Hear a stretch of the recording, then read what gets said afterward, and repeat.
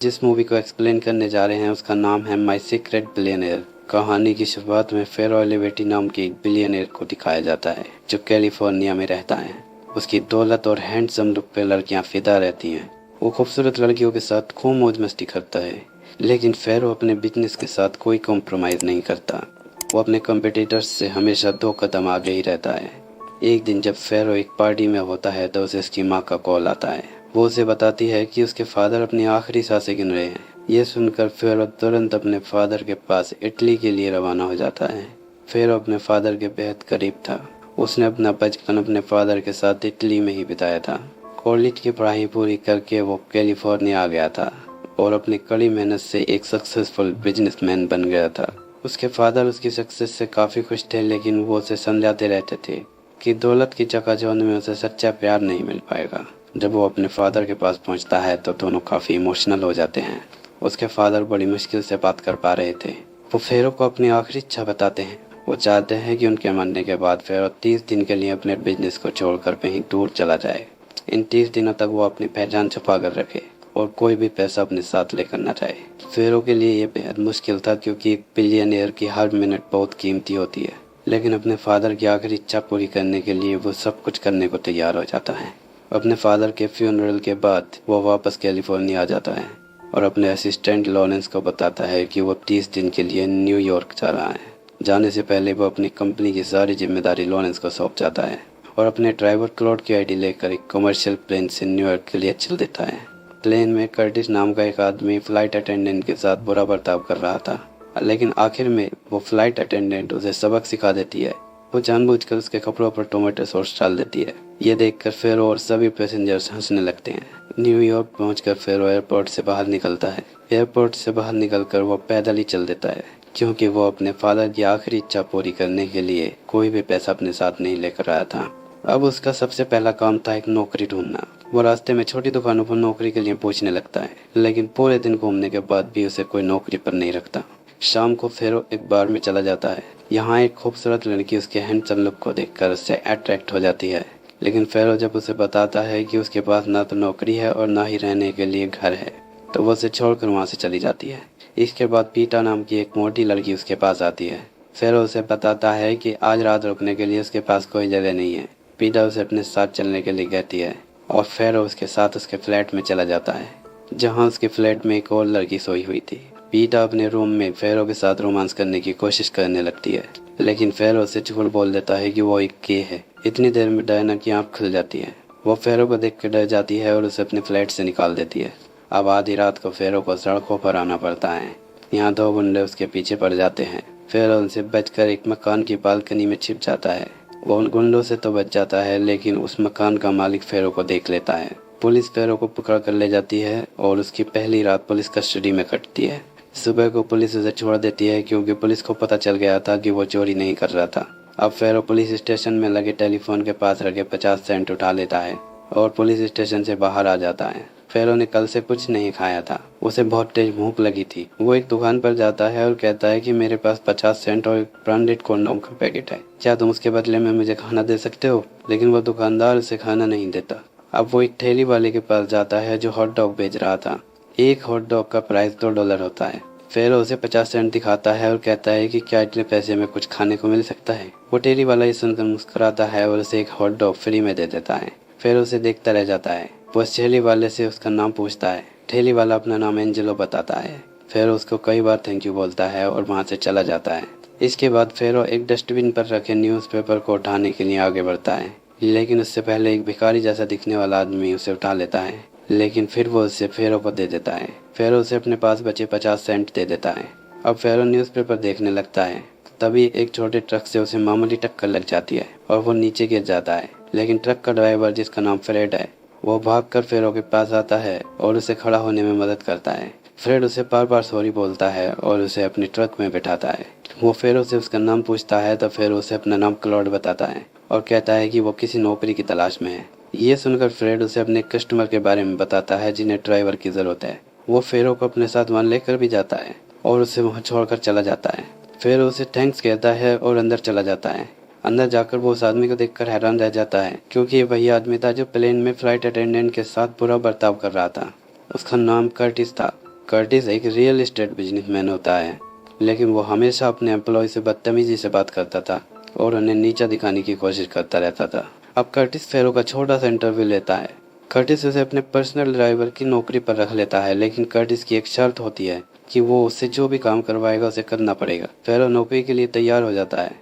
Curtis उसे उसी दिन से काम पर लगा देता है और आज वो फेरो से अपने घर की पार्टी में वेटर का काम करवाता है। यहाँ फेरो को टेलीविजन पर न्यूज़ देखकर पता चलता है कि उसकी कंपनी फेरो ओलिवेटी एंटरप्राइजेज ने अपनी कंपटीटर कंपनी को हराकर एक बहुत बड़ा प्रोजेक्ट हासिल कर लिया है। अब फेरो अपने असिस्टेंट लॉरेंस को कॉल करता है और अपनी कंपनी के सभी एम्प्लॉयज को $5000 का बोनस देने को कहता है।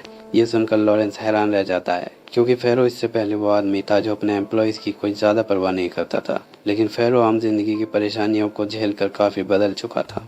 रात को वो आराम करने के लिए रूम में जाता है तो कर्टिस की वाइफ कैट को अपने रूम में देखकर वो शॉक रह जाता है। कैट उस पर शुरू से ही लाइन मार रही थी। इससे पहले कि वो कुछ कह पाता, उसके दरवाजे पर कोई नॉक करता है। वो जल्दी से कर्टिस की वाइफ को बेड के नीचे छुपा देता है और दरवाजा खोलकर देखता है। दरवाजे पर कर्टिस की बेटी नैन्सी होती है, जो फेरो के साथ रोमांस करना चाहती थी। फेरो मना करता है तो नैन्सी उसे पैसे देकर ऐसा करने पर मजबूर करना चाहती है, लेकिन फेरो उसकी कोई बात नहीं मानता। तभी दरवाजे पर फिर से कोई नॉक करता है।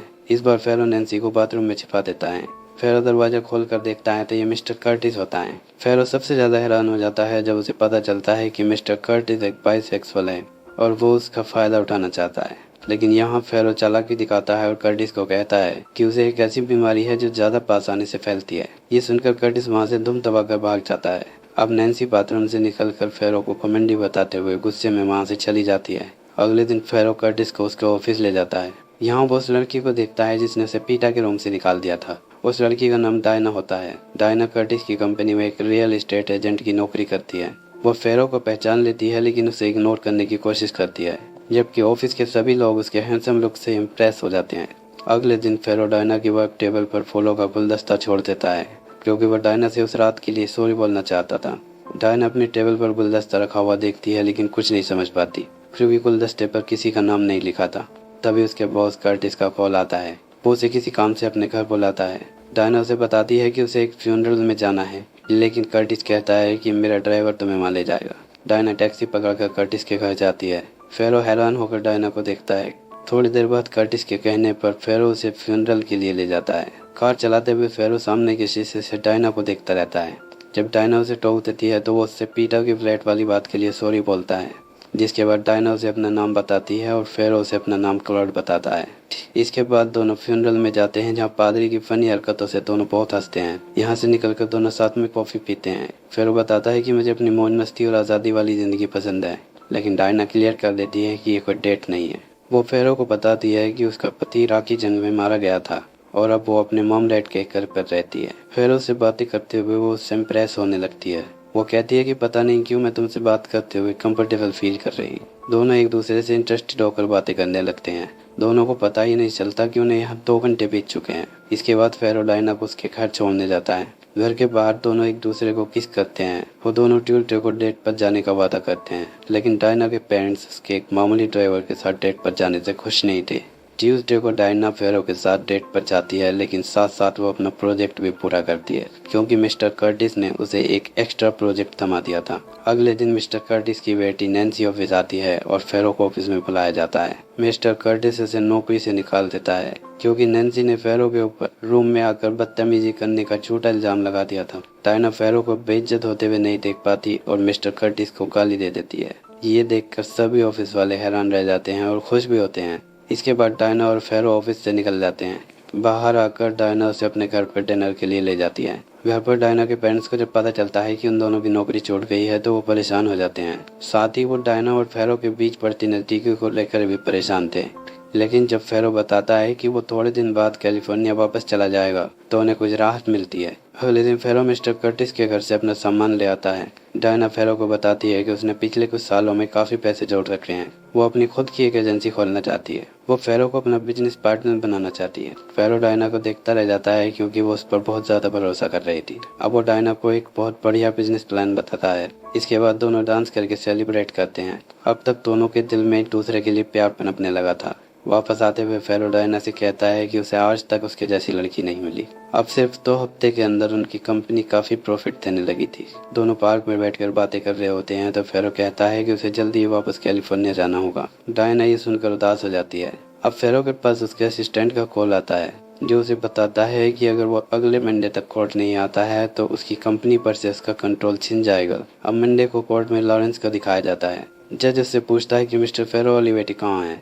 जज उनके खिलाफ फैसला सुनाने वाला होता है लेकिन तभी फेरो वहाँ आ जाता है। उसे देखकर जज अपना फैसला सुना देता है और फेरो केस जीत जाता है। दरअसल फेरो लॉरेंस से कह के अपने प्राइवेट जेट से कैलिफोर्निया आ गया था। कोर्ट से निकलकर फेरो तुरंत वापस न्यूयॉर्क आ जाता है और जाके डायना से मिलता है। डायना उससे पूछती है कि वो पूरा दिन कहाँ था, लेकिन वो डायना को अभी कुछ नहीं बताता और इस बात को सीक्रेट ही रखता है। अब यहाँ अचानक कर्टिस की वाइफ कैट आ जाती है और फेरो को लिपट कर किस करने की कोशिश करने लगती है।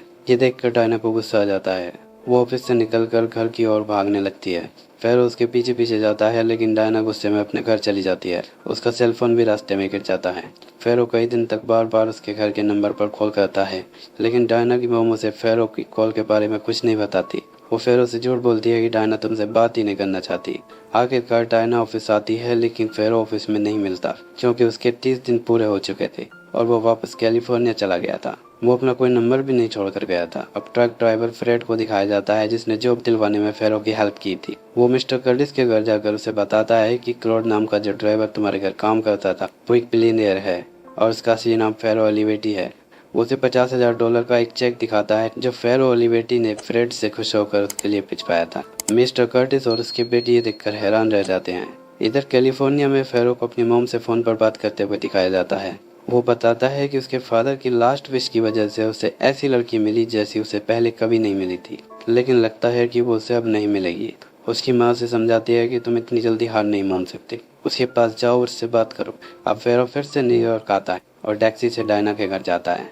डायना की मोम उसे अंदर नहीं आने देना चाहती थी लेकिन इस बार डायना दरवाजे पर आ जाती है। फेरो को देखते ही वो उससे पूछती है कि उसने उसे कॉल क्यों नहीं की थी। डायना को पता चल जाता है कि उसकी मोम ने फेरो की कॉल की बात उससे छुपाई थी। डायना अपनी मोम पर गुस्सा होती है। अब डायना और फेरो काफी बातें करते हैं और अपने प्यार का इजहार करते हैं। इसके बाद फेरो डायना से अपने साथ कैलिफोर्निया चलने को कहता है। ये सुनकर डायना खुश हो जाती है। वो कहती है कि मेरे पेरेंट्स चाहे कुछ भी कहें, मैं बस तुम्हारे करीब रहना चाहती हूँ। इसके बाद दोनों कैलिफोर्निया के लिए चल देते हैं। कैलिफोर्निया पहुंचकर वो डायना को अपनी असलियत बताता है कि वो एक बिलियनियर है और उसका असली नाम फेरो ओलिवेटी है। इसके बाद फेरो डायना को शादी के लिए प्रपोज करता है और डायना उसका प्रपोजल एक्सेप्ट कर लेती है। इसके 6 महीने बाद दोनों शादी कर लेते हैं।